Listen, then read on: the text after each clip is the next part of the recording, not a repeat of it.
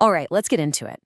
Imagine for a moment. For more than 1,000 years, the most powerful people in the world, we're talking kings, generals, philosophers, made this incredibly difficult journey to a remote mountainside in Greece.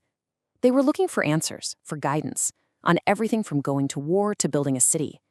Today, we're going to figure out why this one spot became the ancient world's most trusted advisor, and how its real secret wasn't about predicting the future, but about teaching people how to make incredibly tough decisions.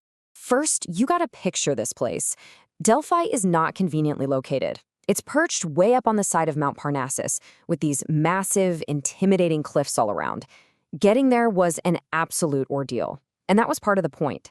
The journey itself was designed to be a filter, to strip away all the noise and distractions of daily life, and really get you to focus. This breathtaking, almost overwhelming landscape was the first part of the experience. And why did they go through all that trouble? Well, to listen to one woman, the Pythia, a priestess who was said to channel the god Apollo. The catch? Her prophecies were famously weird and cryptic, like riddles. So that's the big question we're tackling, right? Why here? What was it about this specific piece of rock that gave it such immense authority for centuries? To get our heads around this, we have to start where the ancient Greeks did. And for them, the answer wasn't in some logical argument. It was in the myths. They believed the power came from the ground itself, because this place was the very center of the world. So the story goes like this. Zeus, the king of the gods, wanted to find the center of the earth. So he released two eagles from opposite ends of the world, and they flew until they met, right here at Delphi. That's why it was called the Omphalos, or the world's navel. But long before Apollo got there, it was a sacred site for Gaia, the Earth Mother, and it was guarded by her son, a massive serpent called Python. Apollo had to battle and slay Python to claim the oracle for himself, a classic story of new order and reason conquering ancient chaotic power. Now, there's a fascinating idea that explains why the journey was so important.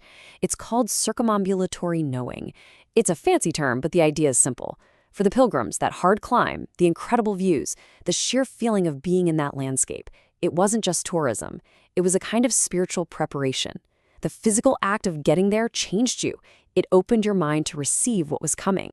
Okay, so you've got the myth, you've got the power of the landscape. But this is where the story takes a wild turn. Because modern science has found something in the ground at Delphi that lines up eerily well with those ancient myths. You see, ancient writers, like this guy Strabo, they all talked about a pneuma, which basically means a breath or a vapor, that came up out of a crack in the temple floor. They believed this was literally the breath of Apollo, and it's what sent the priestess into her trance. For a long, long time, modern historians just dismissed this, as a bit of religious storytelling. Turns out, they were wrong. Geologists discovered that the Temple of Apollo wasn't just built anywhere. It was constructed with incredible precision, right over the intersection of two active geological fault lines. That mythical chasm in the floor, it was real. The ground beneath the temple was literally, geologically active. So here's the scientific breakdown of what was likely happening. Deep underground, the stress from these faults was grinding on bituminous limestone. This process released light hydrocarbon gases, including ethylene. Now, ethylene is a gas with a sweet smell, and in small doses, it can create a feeling of euphoria, a detached, trance-like state. These gases would have traveled up through the cracks in the rock and seeped into the small, sealed chamber where the Pythia sat. So the breath of a god wasn't just a metaphor, it was a real physical phenomenon. So we have a pretty good idea of how the trance was induced, but honestly, that's not the most important part. The true genius, the real key to Delphi's lasting power, wasn't the trance. It was the fact that the prophecies were so deliberately and profoundly confusing. And there's no better example than the famous story of King Croesus. He was this incredibly rich and powerful king who asked the oracle if he should attack the rising Persian Empire. The answer he got back was, if Croesus crosses the river Halys, he will destroy a great empire. Sounds like a green light, right? Go for it. So he did, and the great empire that was destroyed was his own. He heard what he wanted to hear. And this wasn't just a one-time thing. This was Delphi's signature move. When Athens was about to be invaded, they were told to trust their wooden walls. Did that mean the old fence around the Acropolis, or was it a metaphor for their fleet of ships? That debate forced them to think critically and strategically. Other times, people completely missed the metaphor, and it led to their ruin. Delphi never gave you a straight answer. It gave you a problem you had to solve yourself. So that brings up a really obvious question. If the advice was so confusing and potentially dangerous, why did people keep coming back for 1,000 years? Well, because the ambiguity wasn't a bug in the system. It was the most important feature. Just look at how this setup works psychologically.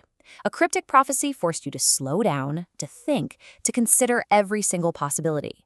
Because there were multiple ways to interpret it, the burden of choosing the right one shifted from the god directly onto your shoulders.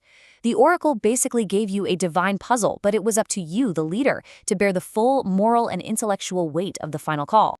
There's a great term for this: shared agency. The idea is that you weren't just a passive pawn of fate. You were an active partner in figuring out what the prophecy even meant. The final result wasn't just up to the gods, it was a collaboration between the divine message, your own interpretation, and, crucially, your own choices and actions. And when you look at it that way, it totally reframes what Delphi was all about.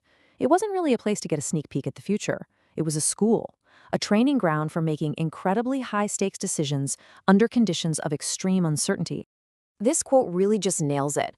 The influence of Delphi wasn't about clear answers. Its power was in the obligation it put on people. It forced them to be thoughtful, to be careful, and to act knowing that whatever happened next, good or bad, was on them. So if there's one big takeaway, it's this. People went to Delphi looking for a window, something that would let them see the future clearly. But what they found when they got there wasn't a window at all. It was a mirror that reflected back their own hopes, their own fears, their ambitions, and their own judgment. It forced them to truly know themselves before they tried to change the world. And that, of course, leaves us with a huge question for our own time. We're surrounded by data, by predictive algorithms, all promising to give us the right answer and take the uncertainty out of life. But maybe the enduring lesson of Delphi is that the tools we need aren't the ones that eliminate doubt, but the ones that teach us how to handle it with wisdom and to take responsibility for our choices. So the question is, where do we find our mirror today?